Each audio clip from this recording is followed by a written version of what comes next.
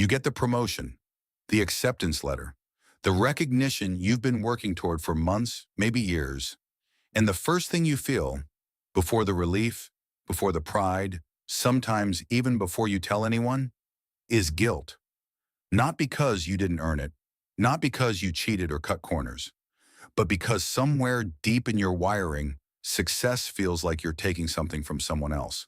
Like you're supposed to make yourself smaller so others don't feel left behind. And if that sounds familiar, you're not broken. You're not self-sabotaging for no reason. You're carrying something much older than this moment. So what's actually happening when your own success makes you feel guilty? First, you are not ungrateful.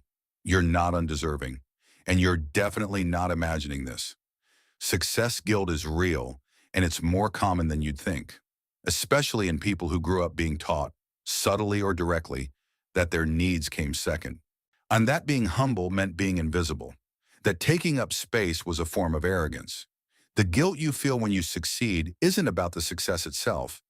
It's about an old rule your brain learned a long time ago, that you're only safe when you're not too much, when you don't outshine, when you stay just small enough that no one feels uncomfortable.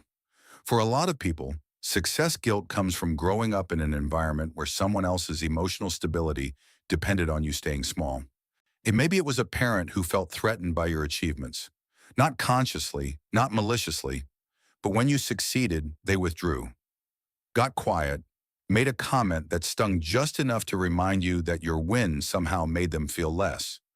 Or maybe it was a sibling who struggled while you thrived, and you learned that celebrating yourself meant watching someone you loved feel worse. So you started downplaying, apologizing for good news, training yourself to succeed quietly, so no one had to feel the contrast. Your brain learned, my success hurts people I care about. So the way to keep everyone safe, including me, is to not let success be too visible, to feel guilty about it, as if guilt could somehow neutralize the threat. There's also something called survivor's guilt that shows up in people who succeed when the people around them don't. This isn't about literal survival. It's about being the one who got out, the one who made it, the one whose life diverged from the people you grew up with, or the family you came from, or the place you started. And when you're the exception, there's a part of you that feels like a betrayal, like you left people behind, like your success is proof that they're stuck, and that somehow if you just stayed struggling too, the gap wouldn't hurt as much. So you downplay. You don't talk about your job.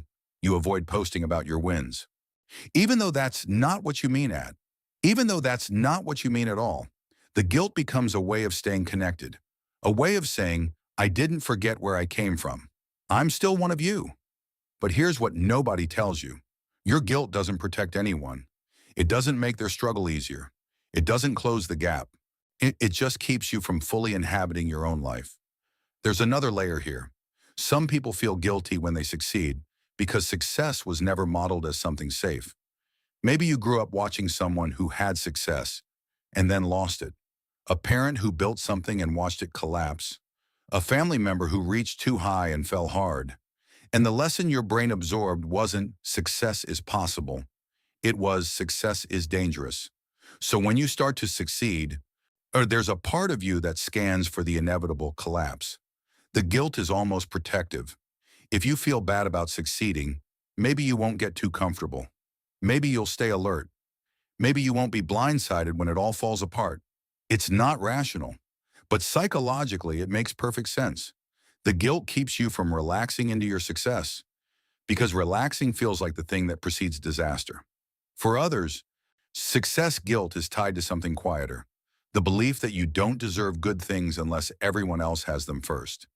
This shows up in people who were raised with a scarcity mindset, the idea that there's only so much success, so much happiness, so much safety to go around.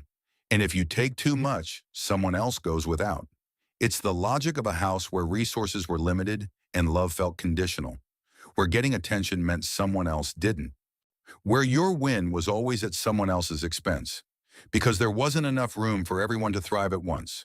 So now as an adult, when you succeed, your brain defaults to that same math. You got the thing, which means someone else didn't. And that imbalance, real or imagined, feels unbearable.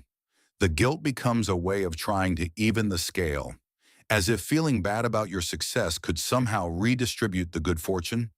And then there's identity, the way some people build their entire sense of self around being the underdog, the one who struggles, the one who has to work twice as hard just to stay afloat.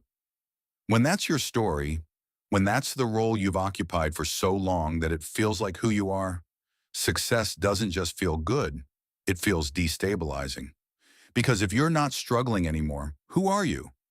The guilt becomes a tether, a way of holding on to the identity that kept you safe, even as your circumstances change. It lets you succeed without fully letting go of the narrative that made sense of your life for so long. You can have the promotion, the achievement, the recognition, as long as you don't enjoy it too much. As long as you keep one foot in the struggle, so you don't lose the part of yourself you know how to be. So if you've ever felt guilty for succeeding, for getting the thing you worked for being recognized, for moving forward while others stayed still, know this. The guilt isn't proof that you did something wrong. It's proof that you learned somewhere along the way that being visible was risky, that your success threatened someone's stability, that taking up space came at a cost you didn't want to pay. And none of that was your fault. But it's also not a rule you have to follow forever. You're allowed to succeed without apologizing for it, without diminishing it, without making yourself smaller so everyone else feels comfortable. Well, your success doesn't take anything from anyone. It doesn't make their struggle worse. It doesn't mean you forgot where you came from. It just means you're here now.